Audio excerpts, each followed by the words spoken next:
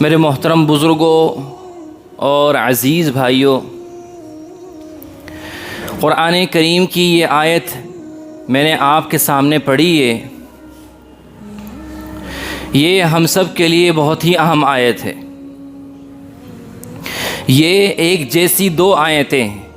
ایک آیت ہے یا ایھا الذین آمنوا کلوا من الطیبات، اور دوسری آیت ہے یا ایھا الرسل کلوا من الطیبات واعملوا صالحا۔ دونوں کا ترجمہ یہ ہے کہ اے ایمان والو، تم حلال پاکیزہ مال کھاؤ اور نیک عمل کرو۔ دوسری آیت کا ترجمہ یہ ہے کہ اے نبیوں اور رسولوں، اللہ کے پیغمبروں، تم حلال اور پاکیزہ صاف ستھرا مال کھاؤ اور نیک عمل کرو،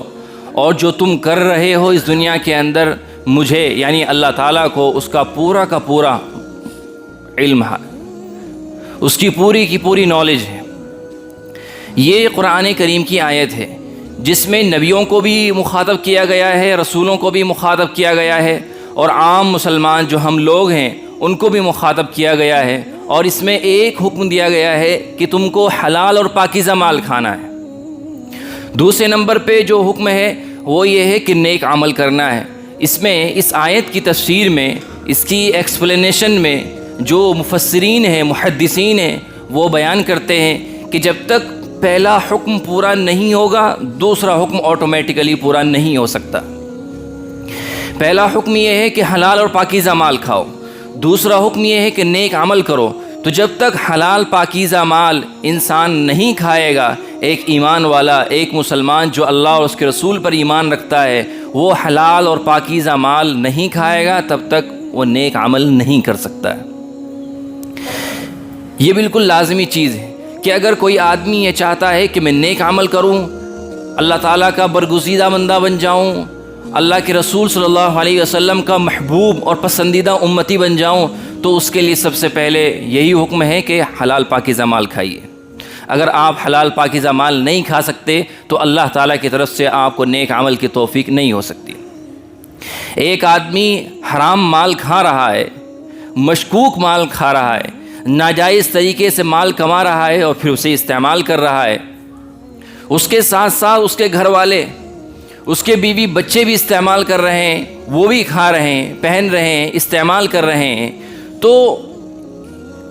جس طریقے سے یہ آدمی جو کما کر لاتا ہے یہ گنہگار ہے، اور حرام مال کا امپیکٹ اور اثر اس کی ذات کے اوپر پڑتا ہے، اسی طریقے سے اس کے گھر والوں کے اوپر بھی پڑے گا، کیونکہ وہ بھی کھا رہے ہیں۔ آدمی یہ شکوہ شکایت کرتا رہتا ہے کہ میری اولاد نافرمان ہے، میری اولاد بات نہیں مانتی ہے، میں نماز کے بارے میں سمجھاتا ہوں مگر نماز پڑھنے کے لیے تیار نہیں ہے، میں یہ کہتا ہوں کہ بڑوں کا کہنا ماننا چاہیے مگر یہ کہ وہ بات ماننے کے لیے تیار نہیں ہے۔ تو ذرا غور کیجئے کہ آپ اپنی اولاد کو کس طرح کا مال کھلا رہے ہیں، آپ اپنے گھر میں کس طرح کا مال باہر سے کما کر لے کر آ رہے ہیں، اس پر ذرا غور کیجئے۔ ایک آدمی اپنی اولاد کو حرام مال کھلائے، مشکوک مال کھلائے، ناجائز طریقے سے کمایا ہوا مال اپنی اولاد کو، اپنی بیوی کو، اپنے گھر والوں کو کھلائے، اور پھر وہ ان سے یہ ایکسپیکٹ بھی کرے، یہ توقع امید رکھے کہ یہ میری فرمانبرداری کریں گے، یہ نیک اعمال کریں گے، تو ایسا نہیں ہو سکتا ہے، بالکل نہیں ہو سکتا ہے، ایسا پاسبل نہیں ہے۔ اس لیے قرآن کریم نے یہ کہا ہے کہ پہلے حلال پاکیزہ مال کھاؤ پھر نیک عمل کرو۔ اس سے پتہ چل گیا ہے کہ جب تک انسان حلال پاکیزہ مال نہیں کھائے گا، کمائے گا، تو وہ اچھے اعمال، اللہ اور اس کے رسول کو راضی کرنے والے اعمال نہیں کر سکتا ہے۔ بہت سارے لوگوں کو آپ نے دیکھا ہوگا کہ وہ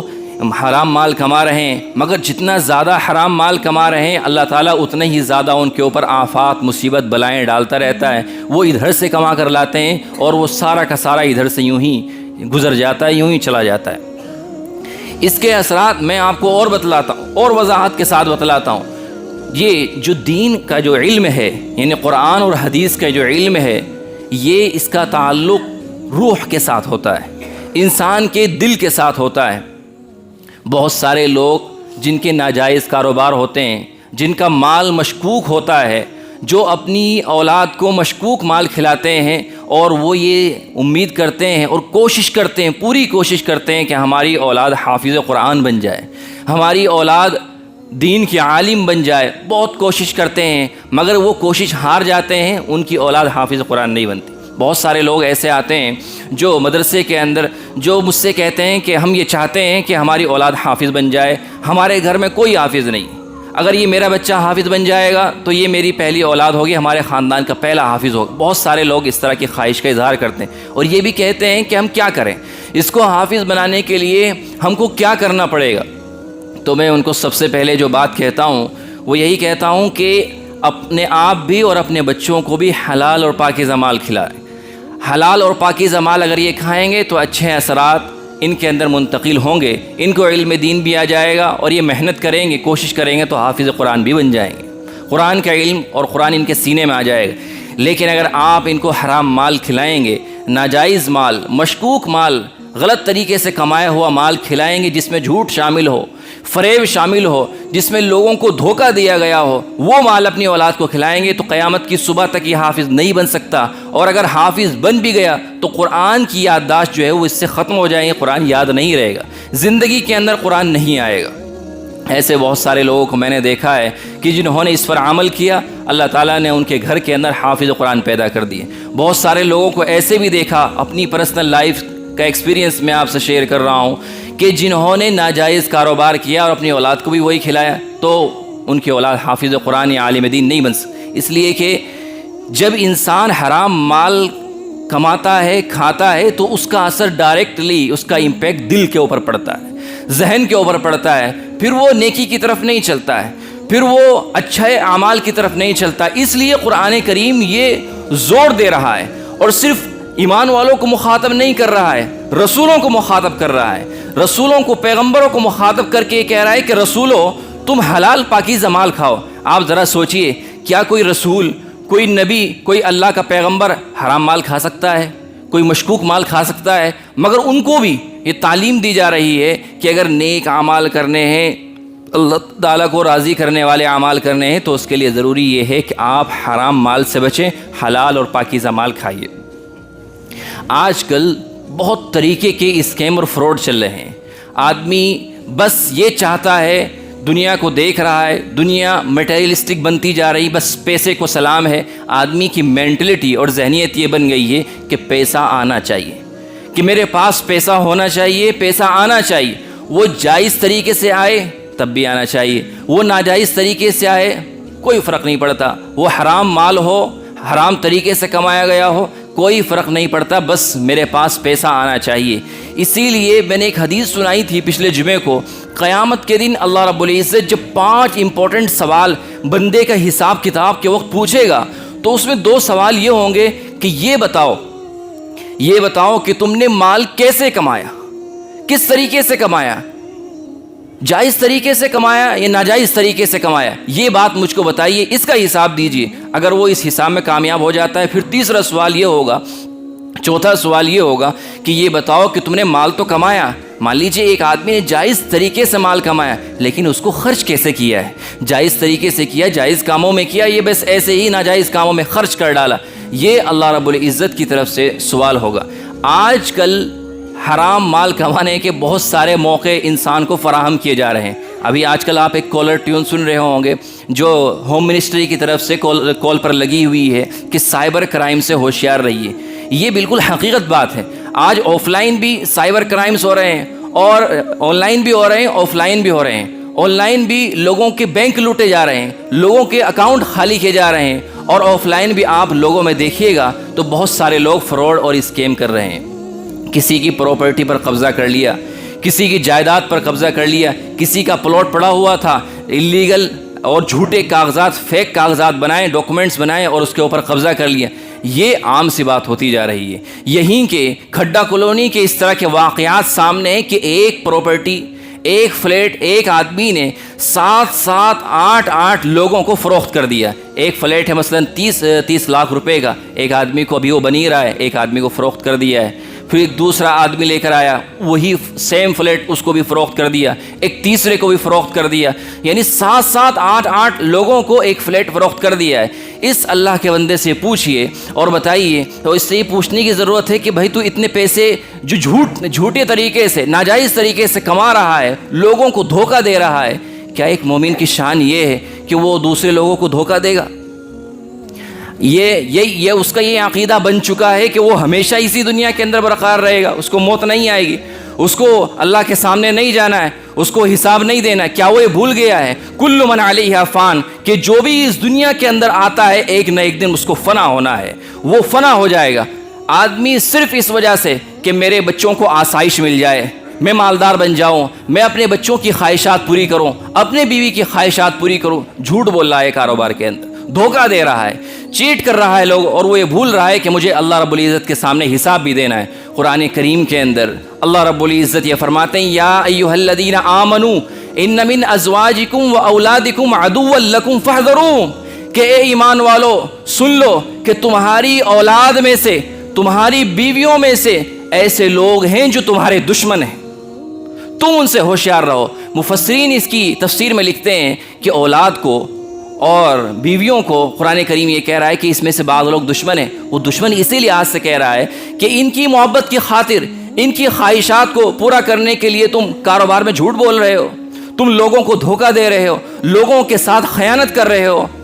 تو یہ تمہارے دشمن ہے۔ انما اموالکم واولادکم فتنہ، تمہارے مال بھی اور تمہاری اولاد بھی تمہارے لیے آزمائش ہے۔ اس لیے اس آزمائش میں پورا اترنے کی ضرورت ہے۔ صرف اپنی اولاد کو خوش کرنے کے لیے،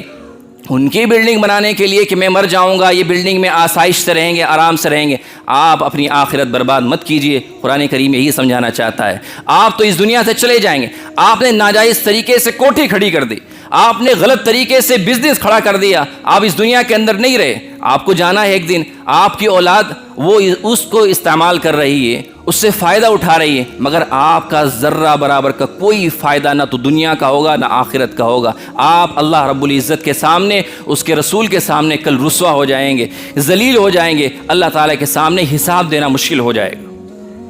حضرت عمر فاروق رضی اللہ تعالیٰ عنہ فرماتے ہیں المؤمن لا يخدع ولا يخدع لست بالخب ولا الخب يخدعنی۔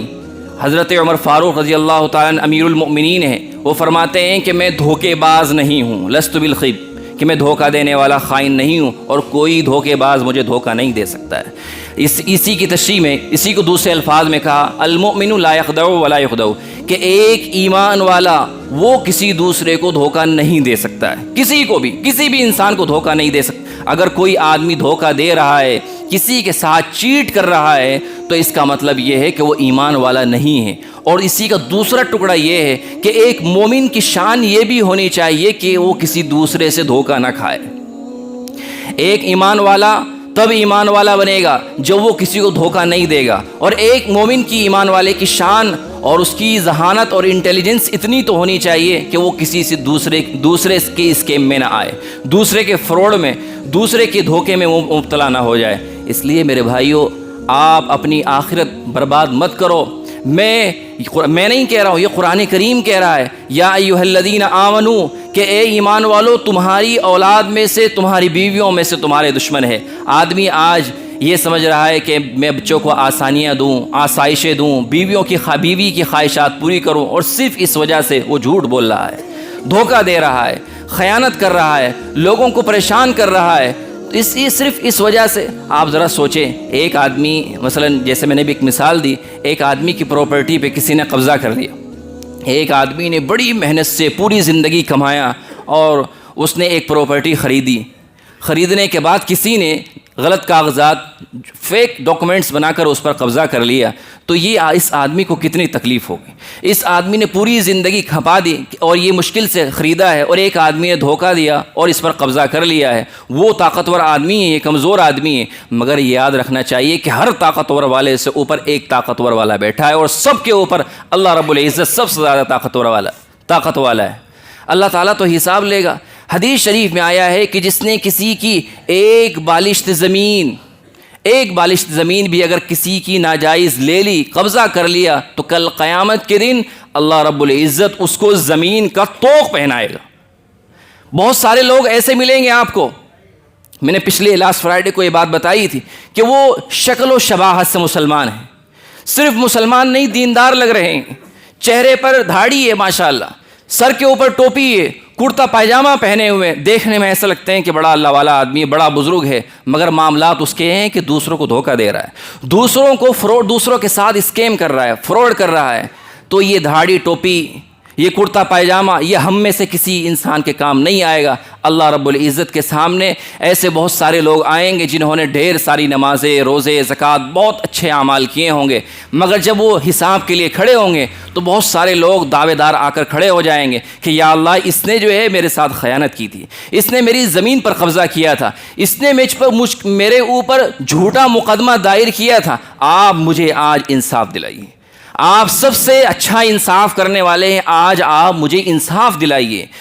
کل حدیث شریف میں آتا ہے کہ قیامت کے دن جانوروں کو بھی اللہ تعالیٰ انصاف دلائے، انسان تو انسان. حدیث شریف میں یہ آتا ہے اگر کسی ایک جانور نے جو طاقتور تھا کسی دوسرے جانور کے اوپر کوئی زیادتی کر دی، جو دوسرا جانور کمزور ہے، تو اللہ تعالیٰ ان کو بھی انصاف دلائے گا، ان کے ساتھ بھی ظلم کا معاملہ نہیں ہونے دے گا. تو یہ تو جانور کی بات ہے. تو اللہ تعالیٰ تو انسان کے بارے میں کہہ رہا ہے کہ انسان الیوم تجزا کل نفس بما کسبت لا ظلم اليوم، کہ آج ہر انسان کو اس کا بدلہ دیا جائے گا. اگر اچھا کام کیا ہوگا تو اچھا بدلہ دیا جائے گا، برا کام کیا ہوگا تو برا بدلہ دیا جائے گا. لا ظلم اليوم، کہ اللہ تعالیٰ کے یہاں آج کسی پر کوئی ظلم، کوئی زیادتی نہیں ہوگی. اس لیے ہم سب کو آج کے اس ماحول میں ہوشیار رہنے کی ضرورت ہے. میں نے آپ کو حضرت عمر فاروق کا ایک